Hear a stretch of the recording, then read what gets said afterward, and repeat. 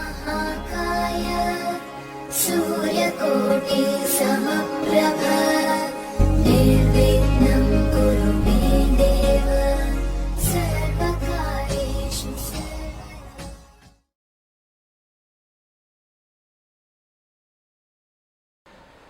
मेरे बहुत ही प्रिय और बेहद सम्मानित साथियों, हृदय की गहराइयों से अभिनंदन, बहुत बहुत हार्दिक स्वागत।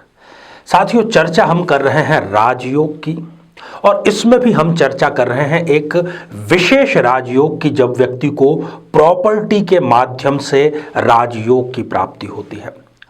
साथियों, आपको पता है कि प्रॉपर्टी के माध्यम से व्यक्ति अकूत संपत्ति अर्जित करता है। आज जिस राजयोग के बारे में हम चर्चा कर रहे हैं, ये हमारी उसी श्रृंखला का दूसरा पार्ट है, और यदि कोई नाम इसको देना ही चाहें तो इसका शास्त्रीय नाम होगा पृथ्वीपति योग। हालांकि इसमें पूरे पृथ्वी के स्वामी होने की बात कही गई है, जो कि सांकेतिक है।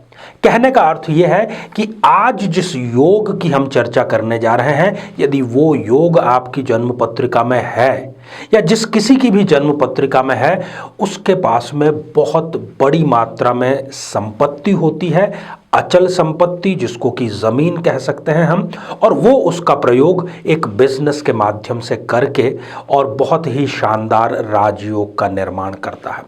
आपके काम का ये एपिसोड तभी हो सकता है यदि आपका भी सपना है कोई बिल्डर बनने का या प्रॉपर्टी में बहुत बड़ा व्यवसाय करने का, तो आप भी अपनी कुंडली हाथ में ले करके बैठ सकते हैं। साथियों, इस पर हम चर्चा करें उससे पहले एक बेहद ज़रूरी सूचना कि हम हमारे प्रत्येक एपिसोड के अंत में किसी न किसी जातक के प्रश्न का उत्तर देते हैं, और ये प्रश्न हमें प्राप्त होते हैं आप लोगों के ही द्वारा यूट्यूब कमेंट के माध्यम से। जब भी आप अपना कमेंट लिखें, उससे पहले #आचार्य चंद्रकांत इस शब्द का प्रयोग जरूर करें। अपनी date of birth, time of birth, place of birth स्पष्ट रूप से लिखें। अपना कोई भी एक प्रश्न पूछें, और साथ ही हम इस एपिसोड के अंत में जो आपसे प्रश्न पूछेंगे, जो बेशक आपके ज्ञान को बढ़ाने वाला होगा, उसका सही उत्तर साथ में लिख करके ज़रूर भेजें। उसी में से हम किसी एक कमेंट को शामिल कर पाएंगे। दूसरी महत्वपूर्ण जानकारी साथियों 2021 को लेकर के है। 2021 आपके सपने पूरा करने वाला होगा या नहीं, आप अपनी राशि का पूरा एनालिसिस जान सकते हैं। आई बटन में हमने इसका भी लिंक आपको दिया है। तो साथियों, बात प्रॉपर्टी की, बात संपत्ति की, बात राजयोग की। साथियों, जन्म कुंडली का जो 10वां भाव होता है, जिसको कि कर्म भाव कहते हैं, यदि उसका स्वामी ठीक अपने सामने अर्थात सुख भाव में जाकर के विराजमान हो जाए, तो उसकी पूर्ण दृष्टि अपने ही घर पर पड़ती है, और ये स्थिति ये निर्धारित कर देती है कि ये जिस किसी की भी कुंडली है वो बहुत बड़ा बिल्डर, और उसकी जो आजीविका का साधन होगा, जो उसका जीविकोपार्जन का साधन होगा, वो जमीन होगी, पृथ्वी होगी। अर्थात स्पष्ट रूप से वो प्रॉपर्टी का बहुत बड़ा किंग जरूर बनेगा, और इस माध्यम से वो न केवल पैसा कमाएगा बल्कि वो प्रसिद्धि भी कमाएगा। तो आइए साथियों, जन्म पत्रिका के माध्यम से हम इसका एनालिसिस करने का प्रयास करें। साथियों, ये आप स्क्रीन पर एक खाली जन्म पत्रिका देख पा रहे हैं। ये किसी भी लग्न, किसी भी राशि की हो सकती है। आप देख रहे हैं कि 10वां स्थान जहां पर कि कर्म भाव लिखा हुआ है, इस स्थान को, इस भाव को कहा जाता है कर्म भाव।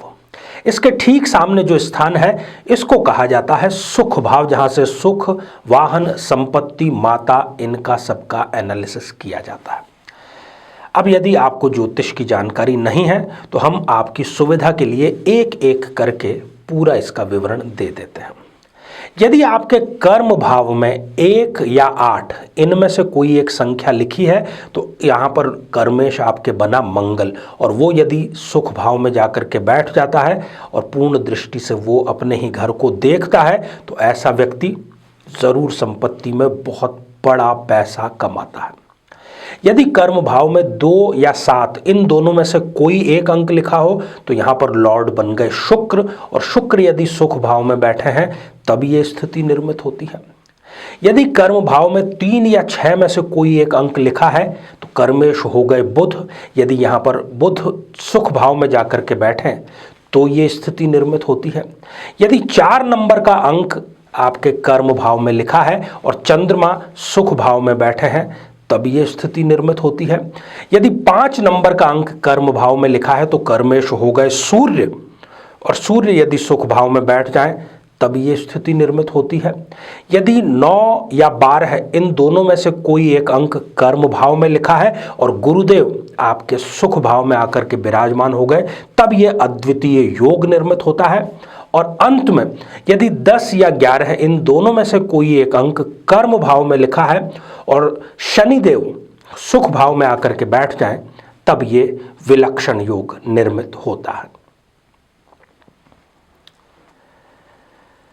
तो साथियों, यदि इस प्रकार की कोई स्थिति है तो आप आंख मूंद करके कर्मेश की दशा में खास तौर पर प्रॉपर्टी का व्यापार प्रारंभ करिए। और आपने जितना सपने में सोचा नहीं होगा, जितना आपने कल्पना भी नहीं की होगी, उससे भी अधिक सफलता आपको संपत्ति के क्षेत्र में मिलेगी। आप इसमें कूद पड़िए। ये जिन जिन स्थितियों की आज हमने चर्चा की है इसकी कुछ विशिष्टताएं भी है ताकि आप इसको परख सकें। जब ये स्थितियां निर्मित होती है तो ऐसा व्यक्ति बेहद निडर होता है। रिस्क वो हंसते हंसते लेता है, कभी भी वो रिस्क लेने के मामले पर प्रश्न पर घबराता नहीं है। वो जिस भी व्यापार से जुड़ता है उसमें उसकी अप्रोच ये होती है कि मैं अपना तो विकास करूं ही साथ मैं अपने कर्मचारियों का और अपने साथ में काम करने वालों को भी अधिक से अधिक फायदा कैसे पहुंचा सकता हूं।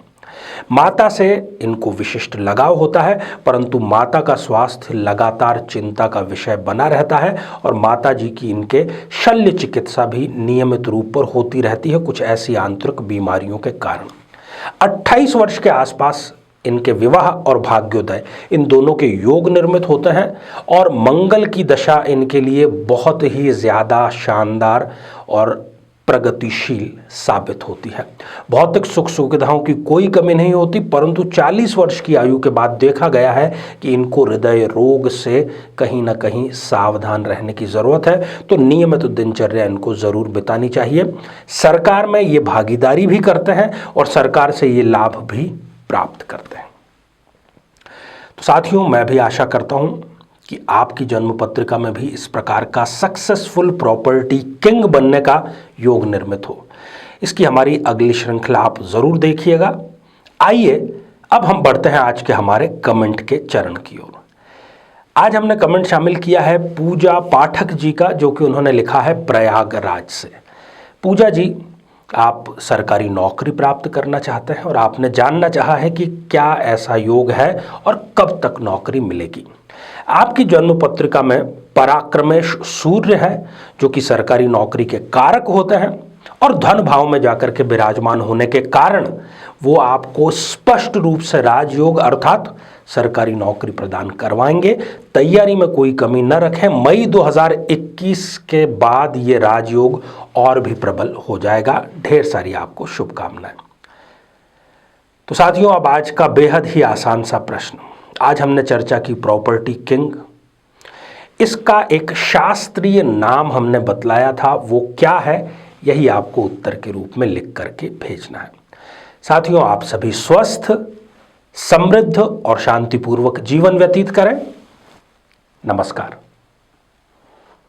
जीवन में किसी समस्या का सामना कर रहे हैं, जैसे कि शादी में देरी होना, पति पत्नी में मनमुटाव या तलाक तक की नौबत आ जाना, संतान का प्राप्त न हो पाना, नौकरी या धन प्राप्ति में बाधा आना, जीवन के प्रत्येक क्षेत्र में किसी न किसी प्रकार की बाधा आना, तो आज ही अपनी जन्म पत्रिका का संपूर्ण विश्लेषण करवाएं और पाएं समस्या से सदैव के लिए मुक्ति।